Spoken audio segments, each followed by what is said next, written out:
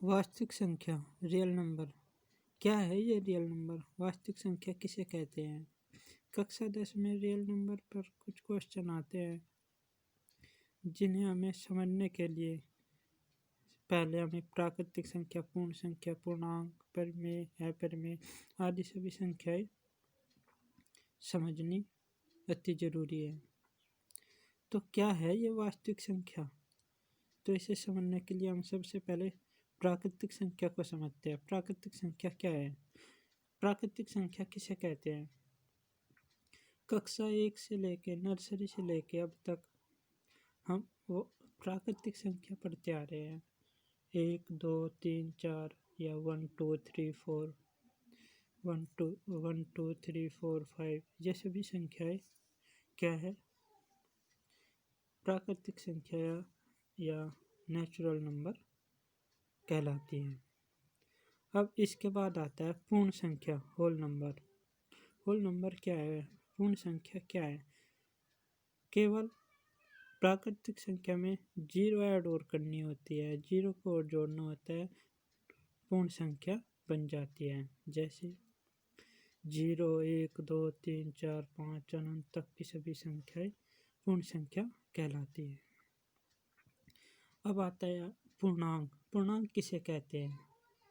हमने पढ़ा है कि सभी 0 1 2 3 4 5 6 अनंत तक की सभी संख्याएं पूर्ण संख्या होती है।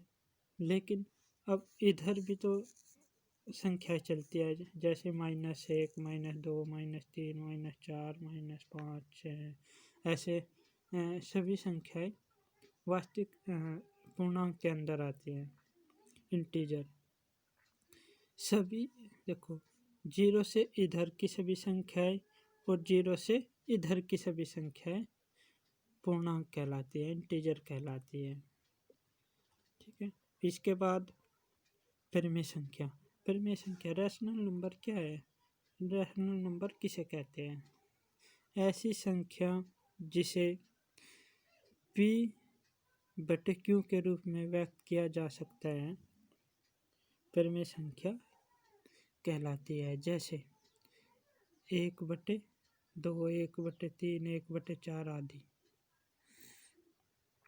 अपरिमेय संख्या इरेशनल नंबर क्या है? ये इरेशनल नंबर ऐसी संख्या जिसका वर्गमूल न टूट सके अपरिमेय संख्या कहलाती है।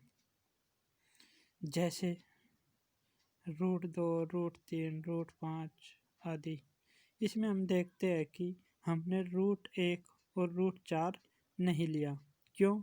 क्योंकि √1 बराबर 1 गुणा 1 या 1 का वर्ग भी कह सकते हैं। इसे हम वर्ग के 12 वर्ग से वर्गमूल कटता है तो फिर बराबर 1।